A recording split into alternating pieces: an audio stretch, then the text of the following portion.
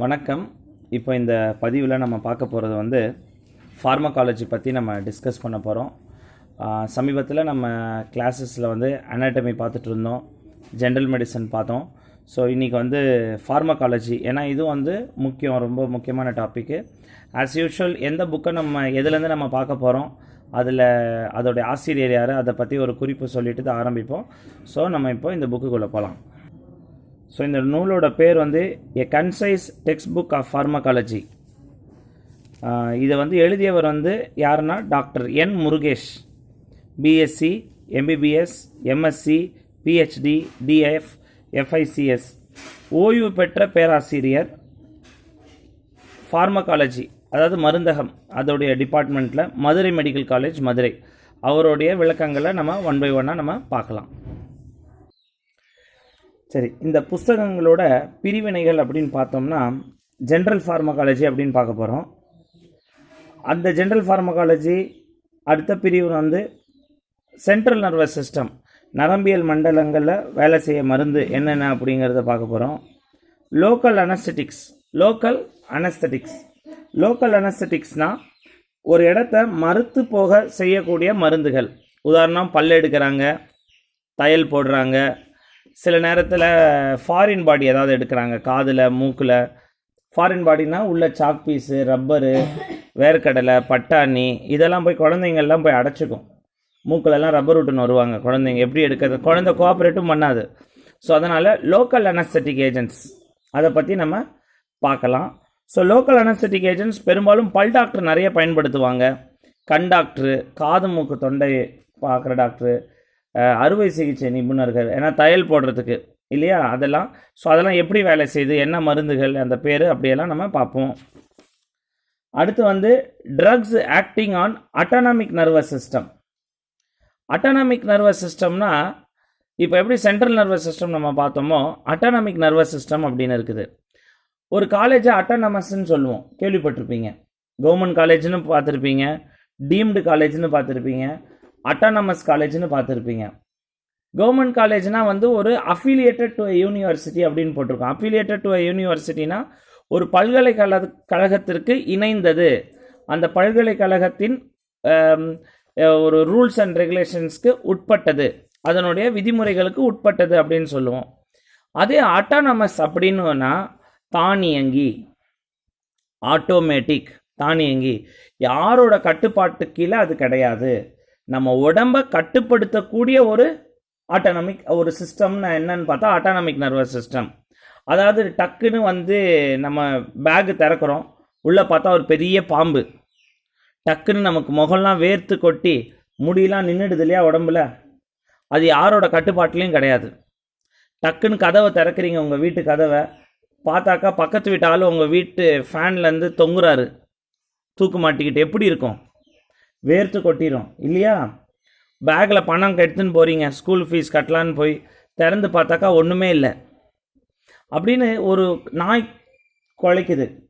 ஒரு இருட்டான வழியில் நடந்து போயிட்டே இருக்கீங்க, சடனாக தோளில் ஒருத்தர் கைப்பிடிக்கிற மாதிரி ஒரு சத்தம், எப்படி இருக்கும். அதெல்லாமே வந்து அட்டானமிக் நர்வஸ் சிஸ்டம் தான் நிர்ணயிக்குது. The fight, flight, fright hormone.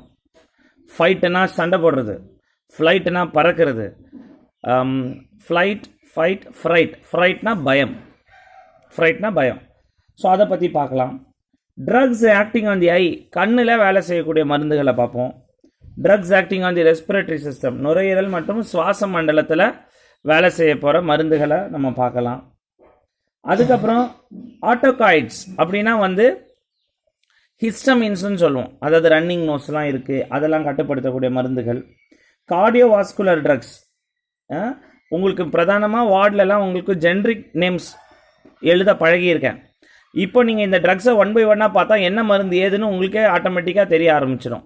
Company நேம்ஸை வச்சு நீங்கள் மருந்துகளை ஞாபகம் வச்சுக்கிட்டிங்கன்னா நீங்கள் ஒரு நாளும் ஃபார்மகாலஜியை கான்கர் பண்ணவே முடியாது. இது கோல்டன் ரூல். ஒரு மருந்தை உங்கள் டாக்டரே கம்பெனி நேமில் எழுதினாலும் அந்த கம்பெனி நேமுக்கு மேலே ஒரு ஜென்ரிக் நேம் இருக்கும், அதை நீங்கள் பார்த்து படித்து பழகி ஞாபகம் வச்சுக்க பழகிக்கணும். அப்போ எல்லா மருந்துகளும் உங்களுடைய கட்டுப்பாட்டுக்குள்ளே இருக்கும். எந்த மருந்து, ஒரு மருந்துன்னு எடுத்துக்கிட்டால் அந்த மருந்தோட மூலப்பெயர் என்ன, ஜென்ரிக் நேம் என்ன, அது எந்த இனத்தை சேர்ந்தது, எந்த சிஸ்டமில் வேலை செய்யுது, ரெஸ்பிரேட்டரி சிஸ்டமா, கார்டியோவாஸ்குலர் சிஸ்டமா. கார்டியோவாஸ்குலர்னா இருதய மண்டலம், ரெஸ்பிரேட்டரி சிஸ்டம்னா நுரையீரல் மண்டலம். எதில் வேலை செய்யுதுன்னு தெரியணும், அது எப்படி வேலை செய்யுதுன்னு தெரியணும், அது எவ்வளோ மணி நேரத்துக்கு வேலை செய்யும்னு தெரியணும். அந்த மருந்தை எப்படி தரணும், ரூட் வாய் வழியாவா, காது வழியாக விடணுமா, கண் வழியாக விடணுமா, அப்படிங்கிறத நம்ம பார்க்கணும். Drugs acting on blood and blood forming organs, ரத்தம் மற்றும் ரத்தம் உற்பத்தி செய்யக்கூடிய உறுப்புகளில் வேலை செய்கிற மருந்துகளை பற்றி நம்ம பார்க்கலாம். அடுத்து நம்ம பார்க்க போகிறது ட்ரக்ஸ் ஆக்டிங் ஆன் த கிட்னியில் வேலை செய்ய போகிற மருந்துகள். ஹார்மோன்ஸ், அதாவது நாளமில்லா சுரப்பிகள் சுரக்கக்கூடிய அந்த சுரப்பிகள் எப்படி வேலை செய்யறதை பற்றி பார்க்கலாம்.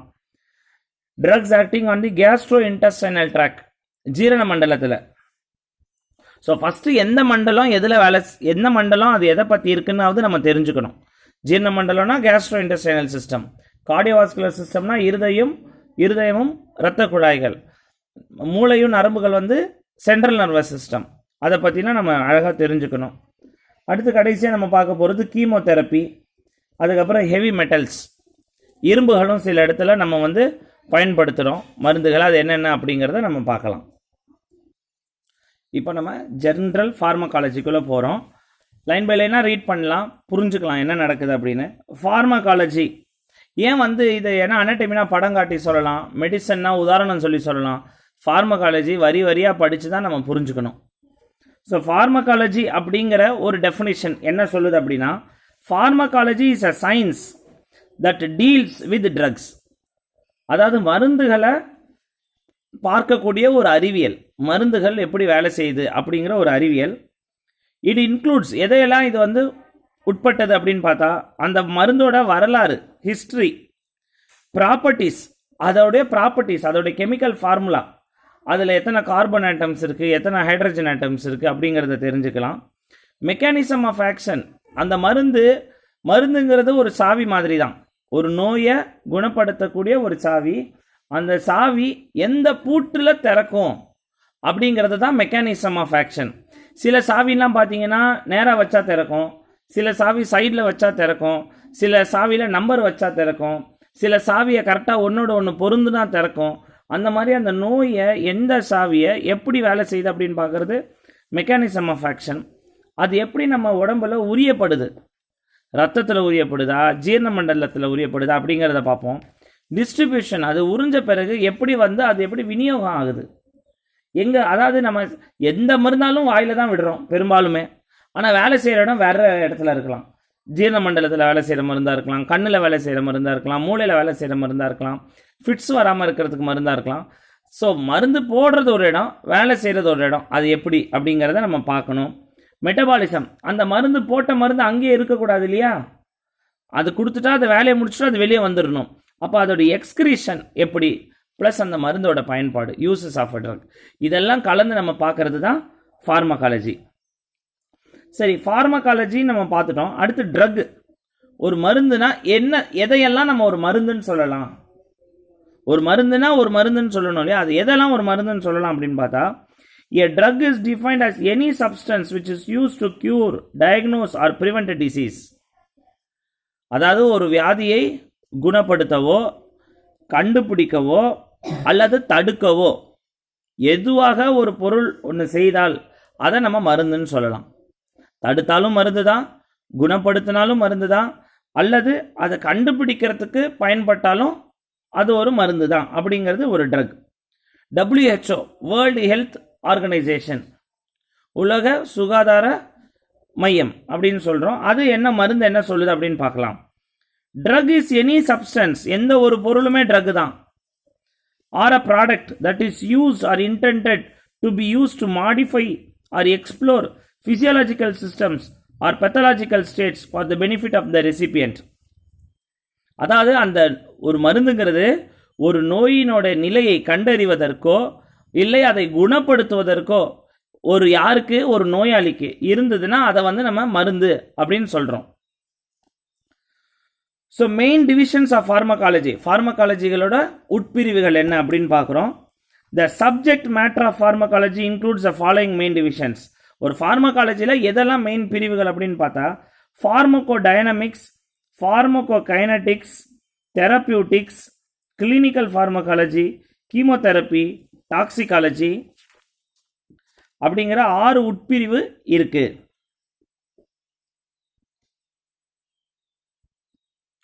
ஃபார்மகோ டைனமிக்ஸ் அப்படின்னா என்ன அர்த்தம்? ஃபார்மகோனா மருந்து, டைனமிக்ஸ்னா அதோடைய செயல்திறன், அது எப்படி வேலை செய்யுது. முக்கியமான வார்த்தை இது, ஞாபகம் வச்சுக்கோங்க. Pharmaco dynamics. Pharmaco dynamics which deals with the பயோகெமிக்கல்னா வேதியியல் மாற்றங்கள், அண்ட் பிசியாலஜிக்கல், இயற்கையாக அந்த மருந்து என்ன மாற்றங்களை கொண்டு வரும், அது எப்படி வேலை செய்யும்.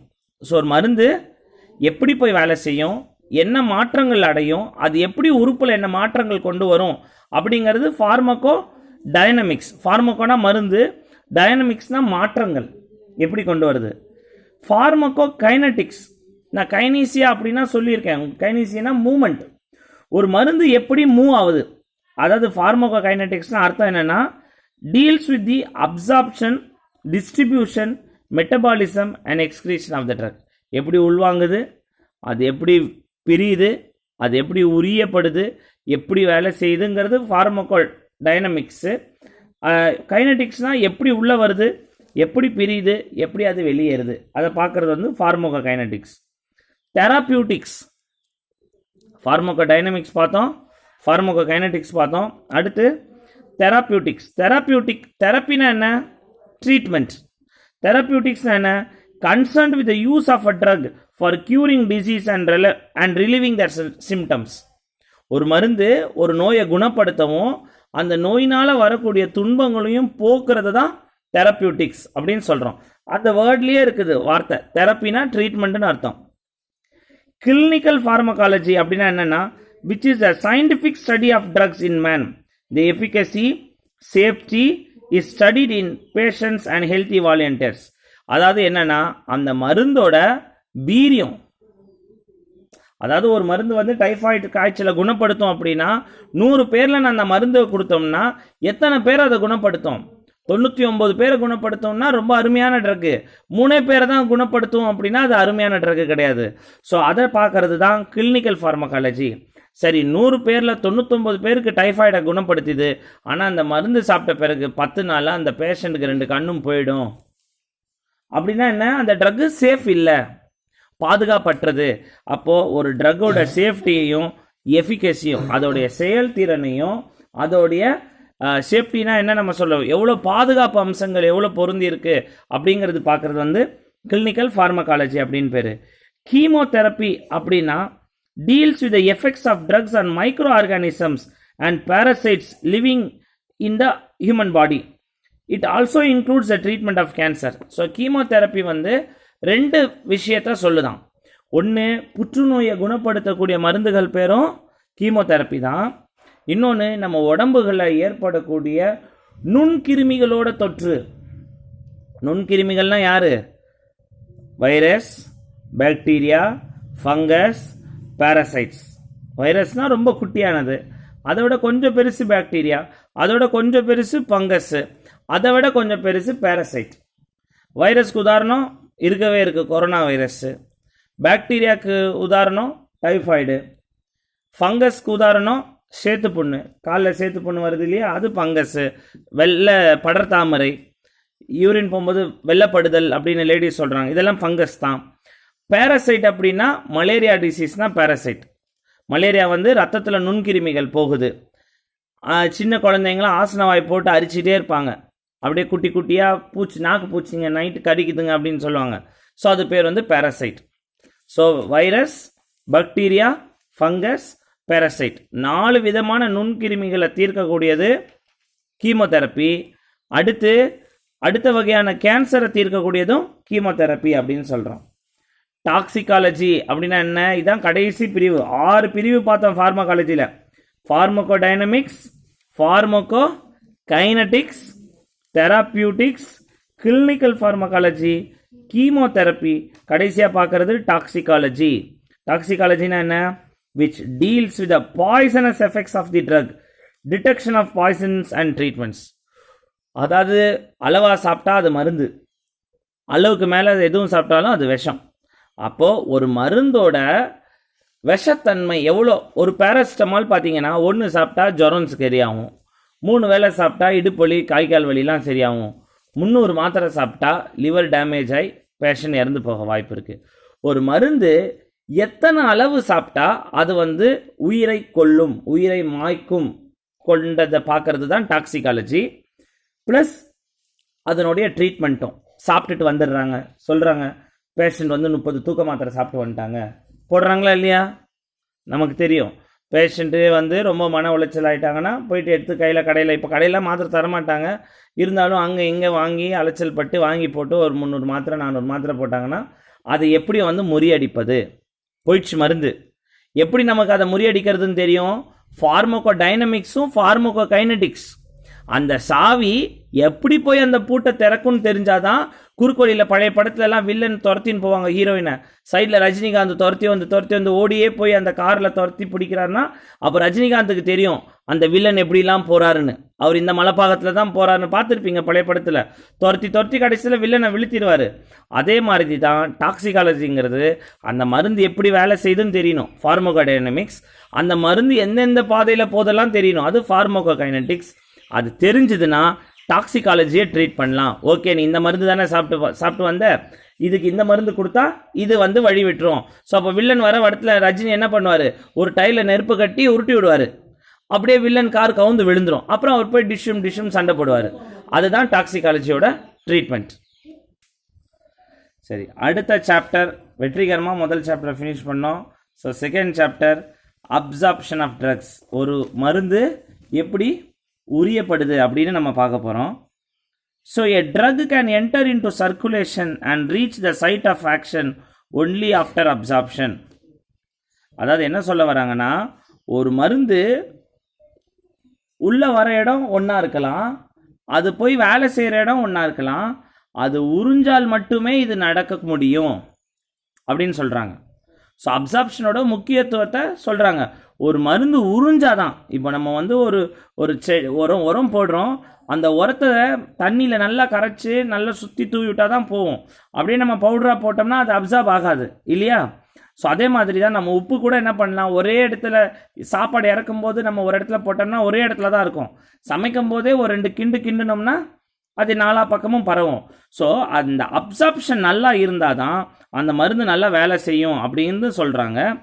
The absorption of a drug involves its passage across the cell membrane. ஒரு செல் மெம்பரேன், அப்படி செல்லுங்கிற ஸ்ட்ரக்சர் ஆஃப் அ செல் நமக்கு தெரியும். ஸ்ட்ரக்சர் ஆஃப் அ செல் என்னன்னா உங்களுக்கு தெரியுமா? ஸ்கூலில் படிச்சிருக்கீங்க, ஞாபகம் இருக்கா? ஸ்ட்ரக்சர் ஆஃப் அ செல் நடுவில் வந்து நியூக்ளியஸ் இருக்கும், அதுக்குள்ளே நியூக்ளியோலஸ் இருக்கும், அதை சுற்றி சைட்டோபிளாசம் இருக்கும், மைட்டோகாண்ட்ரியா இருக்கும், அதில் வந்து எண்டோபிளாஸ்மிக் ரெட்டிகுலம் இருக்கும், அதில் ரஃப் எண்டோபிளாஸ்மிக் ரெட்டிகுலம் இருக்கும், முள்ளா ஸ்மூத் எண்டோபிளாஸ்மிக் ரெட்டிகுலம் இருக்கும், கால்கை பாடிஸ் இருக்கும், அந்த செல்லை சுற்றி ஒரு மெம்பரேன் இருக்கும். அப்படிங்கிறத நம்ம பார்த்துருக்கோம். அது வழியாக சோடியம் போகிறதும் வரதும், கால்சியம் வரதும் போகிறதும் ஒரு ஃபண்டாஸ்டிக்காக இருக்கும், அட்டகாசமாக இருக்கும். அது நம்ம ஸ்கூலில் படிக்கும் போது தான் ரொம்ப கஷ்டமாக இருக்கும். 10 மார்க் எப்படி தான் நம்ம வரைய போகிறோமோன்னு. ஆனால் இன்றைக்கி ஞாபகம் பண்ணி பார்த்தா நம்ம உடம்புல ட்ரில்லியன்ஸ் ஆஃப் செல்ஸ் இருக்குது. ட்ரில்லியன்னா எத்தனை லட்ச கோடி கணக்குன்னு தெரியாது, அத்தனை மில்லியன் செல்ஸ் இருக்குது. அத்தனை செல்லையும் அது எப்படி அந்த மருந்து போய் ஊடுருவி அது போய் செயல்படுத்துது அப்படிங்கிறத வந்து அப்சார்ப்ஷன். ஆஸ் எ ரூல், ஒரு திட்டமாக என்ன சொல்கிறாங்கன்னா, lipid insoluble and water insoluble drugs are not absorbed from the gut. அதாவது ஒரு மருந்தானது ஒன்று கொழுப்பில் கரைகிறவா தான் இருக்கணும், இல்லை தண்ணியில் கரைகிறதா தான் இருக்கணும். இதில் ரெண்டுத்துலேயும் கலக்காத மருந்து அப்படின்னா அது வேலை செய்யாது, அது குடலில் அப்சார்ப் ஆகாது. ஸோ ஒரு மருந்தானது ஒன்று தண்ணியில் கலக்கிறதா இருக்கணும், இல்லை கொழுப்பில் கரைகிறதாக தான் இருக்கணும். அப்போ தான் அது ஜீரண மண்டலத்திலேருந்து கரையும். Passage of drugs across a cell membrane.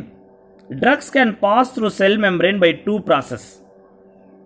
அதாவது ஒரு விருந்தினர் வராங்க நம்ம வீட்டுக்கு, கதவுக்கு வெளியே வந்து நிற்கிறாங்க, காலிங் பெல் அடிக்கிறாங்க, கதவை தட்டுறாங்க. அவங்க எப்படி உள்ளே வர முடியும் அப்படின்னு நம்ம கதவை திறக்கணும் இல்லையா? அந்த கதவை திறத்தல் எப்படி? செல் மெம்பரேனுக்கு தான் கதவு எங்கெங்கேயோ இருக்குது, போர்ட் இருக்குது, அது எப்படி உள்ளே ஊடுருவுது அப்படிங்கிறத ரொம்ப இன்ட்ரெஸ்டிங்காக உங்களுக்கு இன்ட்ரெஸ்டாக இருக்கா அது எப்படி உள்ளே போகுதுன்னு தெரிஞ்சுக்கிறதுக்கு? ஏன்னா செல் மெம்பரேன் சுற்றி இருக்கும், அது வந்து உங்களுக்கு ஹெல்ப் பண்ண வராங்க, ஒரு கடன் நமக்கு கொடுக்கறதுக்கு வராங்க, இல்லை ஒரு உதவி செய்ய வராங்க. நம்ம கஷ்டமாக இருக்குது, உதவி செய்யக்கூடியவங்க நண்பர்கள் வராங்க. அவங்க எப்படி நமக்குள்ளே கலக்க போகிறாங்கன்னு நம்ம ஆல்ரெடி பார்த்தோம். ஒன்று தண்ணியில் கலக்கிறவங்களா இருக்கணும், இல்லை எண்ணெயில் கலக்கிறவங்களா இருக்கணும் அப்படின்னு பார்த்தோம். அப்போ வந்து அந்த என்ன ப்ராசஸ் அப்படின்னா பேசிவ் ட்ரான்ஸ்ஃபர்னா சிம்பிள் டிஃப்யூஷன் அல்லது ஃபில்ட்ரேஷன். அதாவது பக்கத்தில் இருந்தாலே, அதாவது பூவோட சேர்ந்த நாரும் மணக்கும் அப்படின்னு சொல்லுவாங்க இல்லையா, சிம்பிள் டிஃப்யூஷன். அங்கே வந்து நின்னாலே உறிஞ்சிப்பாங்க, நைஸாக அப்படி கையை பிடிச்சி இழுத்துப்பாங்க உள்ள, அது சிம்பிள் டிஃப்யூஷன். அல்லது ஃபில்ட்ரேஷன், டீ வடிகட்டும் போது எப்படி டீ தூள் நின்றுட்டு உள்ளெல்லாம் டீ இறங்கி வடிகட்டி நிற்குது இல்லையா, தேவையில்லாதவங்களெல்லாம் திரும்பி அனுப்பி நமக்கு வேணுங்கிறத எடுத்துக்குது, ஃபில்ட்ரேஷன். ஸோ சிம்பிள் டிஃப்யூஷன் வழியாகவும் போகும், ஃபில்ட்ரேஷன் வழியாகவும் போகும். அல்லது ஸ்பெஷலைஸ்டு டிரான்ஸ்போர்ட் இருக்குது, சிறப்பு திட்டம் மூலியமாக. இப்போது தீபாவளி பொங்கலுக்கெல்லாம் சிறப்பு பஸ் விடுறாங்க இல்லையா, அது மாதிரி சிறப்பு திட்டம் மூலியமாகவும் போகலாம். Active transport, facilitated diffusion, pinocytosis, இதெல்லாம் என்ன அப்படிங்கிறது ஒன் பை ஒன்னாக நம்ம பார்க்க போகிறோம். சிம்பிள் டிஃப்யூஷன்னா it is a bidirectional process. ரெண்டு பக்கமும் உள்ளேயும் எடுத்துக்கும், வேணானா வெளியவும் தள்ளிடும், சிம்பிளாக வரது. Polar water soluble and non-polar lipid soluble drugs can be transported by this process. அதாவது தண்ணியில் கரைகிறதும் கொழுப்பில் கரைகிற மருந்தும் இதில் போகலாம் அப்படின்னு சொல்கிறாங்க. Filtration, only water soluble substances. Simple டிஃப்யூஷனில் தண்ணியும் சரி கொழுப்பும் சரி போகுது, ஃபில்ட்ரேஷனில் தண்ணியில் கரைகிறது மட்டும்தான் போகும் அப்படின்னு சொல்கிறாங்க. அந்த செல் மெம்பரேன் இருக்கு இல்லையா, நான் சுற்றி உள்ள ஒரு செல் மெம்பரேன் இருக்கும், அந்த மெம்பரேனில் இருக்கிற ஓட்டைகள் மூலயமா அது டிரான்ஸ்போர்ட் ஆகுது அப்படின்னு சொல்கிறாங்க. அடுத்து ஆக்டிவ் டிரான்ஸ்போர்ட்னா it is a selective process which requires energy, also it requires a carrier, so it is called carrier transport. அப்படின்னா அந்த செல் வால் கிட்ட அது சும்மா நின்னாலும் போகாது, வடிகட்டியும் போகாது, ஒரு ஏஜென்ட் இருக்கணும், ஒரு ஏஜென்ட். இப்போ ஆள் சேர்க்குறாங்கன்னா ஊர்லேருந்து ஆள் வந்து துபாய்க்கு வேலைக்கு அனுப்புகிறாங்க, அப்படியே நேராக நம்ம துபாய்க்கு வேலைக்கு போக முடியுதா? மலேசியாவுக்கு வேலைக்கு போகிறாங்க, சிங்கப்பூர் வேலைக்கு போகிறாங்க, சின்ன வேலை 15,000 தான் சம்பளம், 20,000 சம்பளம். அந்த வேலைக்கு போகணுன்னாலும் ஒரு ஏஜென்ட் வேணும். ஊருக்கு ஒரு ஏஜென்ட் இருப்பாங்க, மதுரையில் ஒரு ஏஜென்ட் இருப்பாங்க, திருச்சியில் ஒரு ஏஜென்ட் இருப்பாங்க. அது ஏஜென்ட்டை போயிட்டு அவருக்கு கொடுக்க வேண்டியதை கொடுக்கணும், அவருக்கு படி அளந்த பிறகு தான் நமக்கு அங்கே வேலை கிடைக்கும்.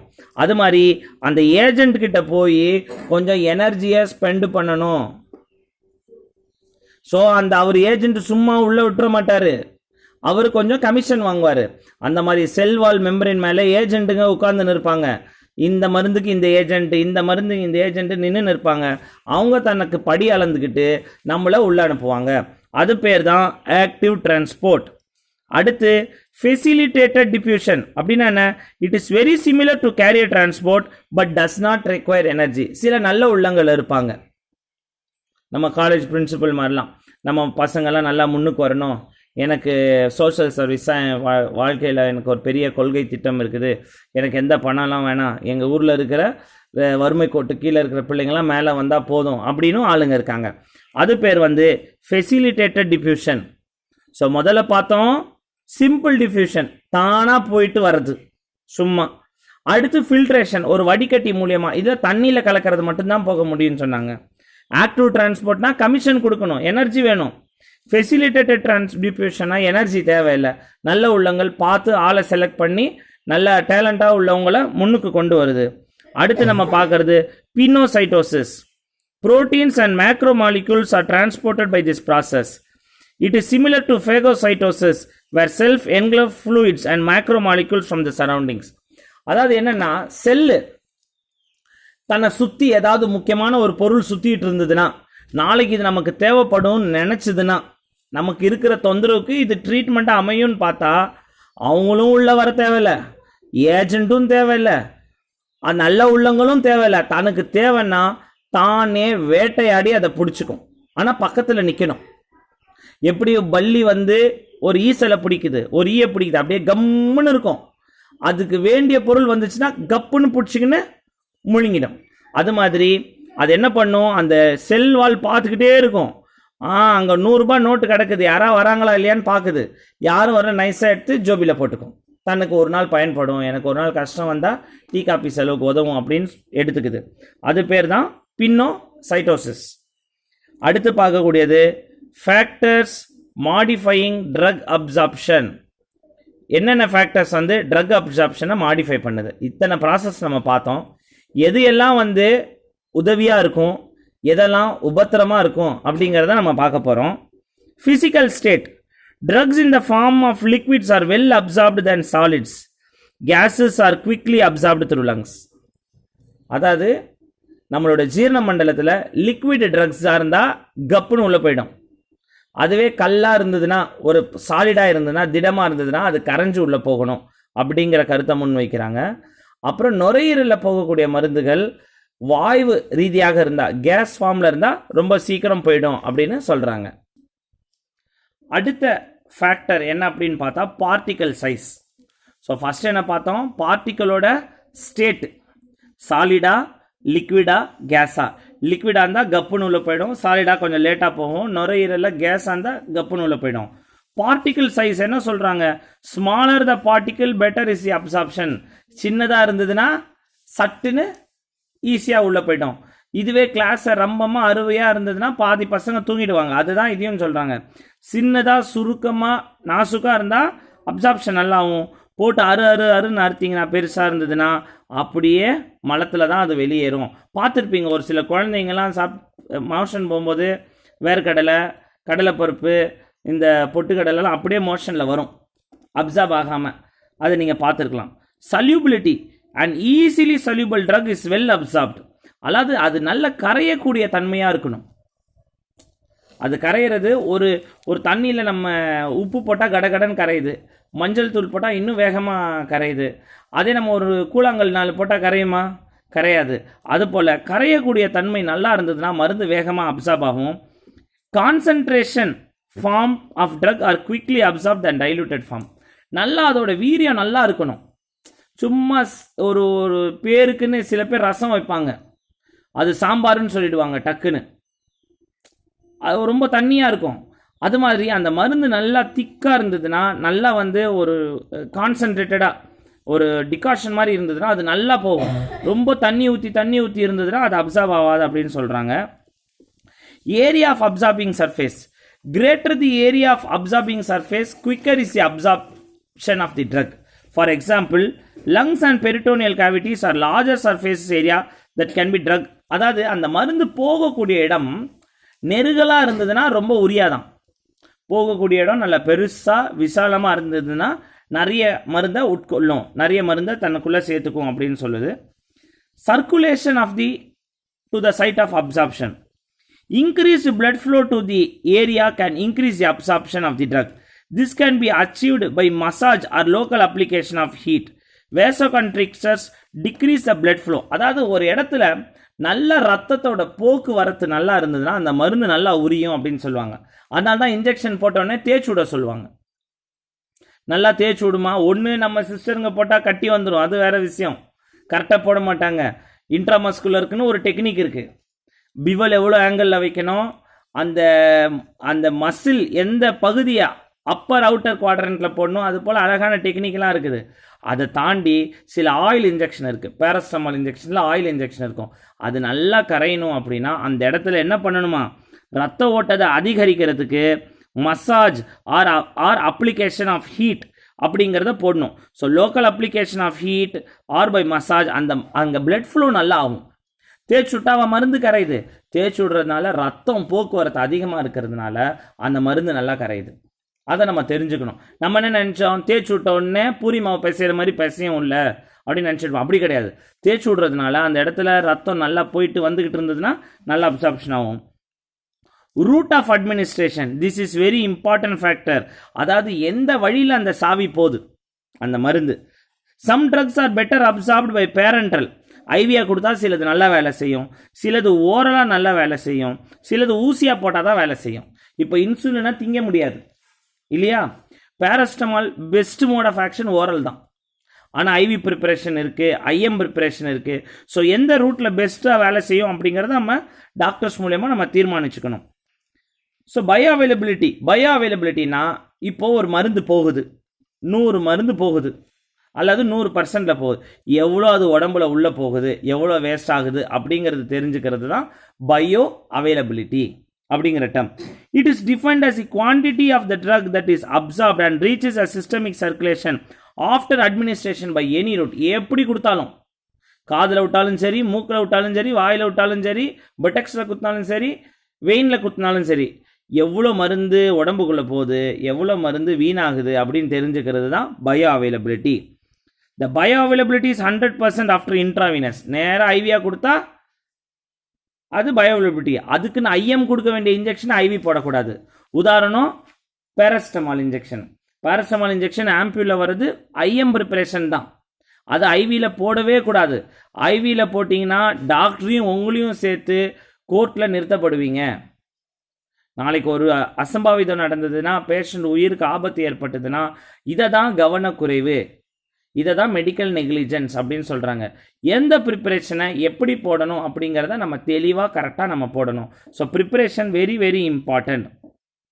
பொதுவாக தவறுகள் நடக்கிறது இல்லை, ஆனால் நம்ம வேலை மேலே கவனம் இல்லை, செல்ஃபோன்லேயே கவனம் இருக்குது, வைப்ரேஷன். அது ஏன் செல்ஃபோன் பயன்படுத்த வேணான்னா, செல்ஃபோன் மேலே விருப்பம் இல்லாமல் இல்லை, அது கிர் கிர் கிர் அப்படின்னு அடிக்கும்.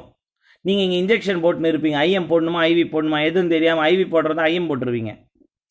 அதனால் நம்மளுடைய கவனத்தை சிதற வைக்கக்கூடிய எந்த ஒரு விஷயமும் செவிலியராகவோ இருந்தாலும் சரி, மருத்துவராக இருந்தாலும் சரி, அந்த வேலை நேரத்தில் செய்யக்கூடாது. அதனால தான் work while you work, play while you play. But it is less after oral administration. Bioavailability is affected by the factors like physical properties, dosage, physiological factors. அதாவது நம்ம ஏற்கனவே பார்த்த மாதிரி தான், அது சின்னதாக இருக்குதா, பெருசாக இருக்குதா, கான்சன்ட்ரேட்டடாக இருக்கா, டைல்யூட்டாக இருக்கா அப்படிங்கிறத பார்த்தோம். ஸோ இத்துடன் நம்ம என்ன சாப்டர், அதாவது ஃபார்மகாலஜியில் சாப்டர் 2 அப்சார்ப்ஷன் ஆஃப் ட்ரக்ஸும் இன்ட்ரடக்ஷனையும் முடிவு செய்கிறோம்.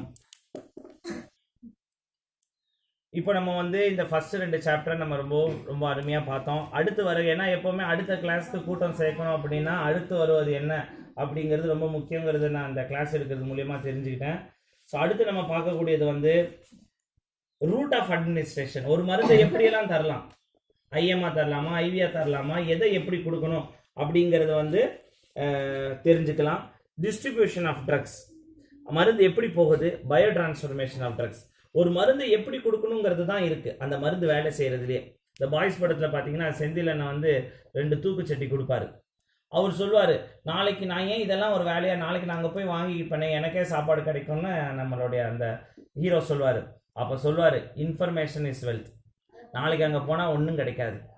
எந்த கோயிலில் என்னைக்கு என்ன போடுவாங்க அப்படின்னு தெரிகிறது அவருக்கு மட்டும்தான் தெரியும், டேட்டா பேஸ்.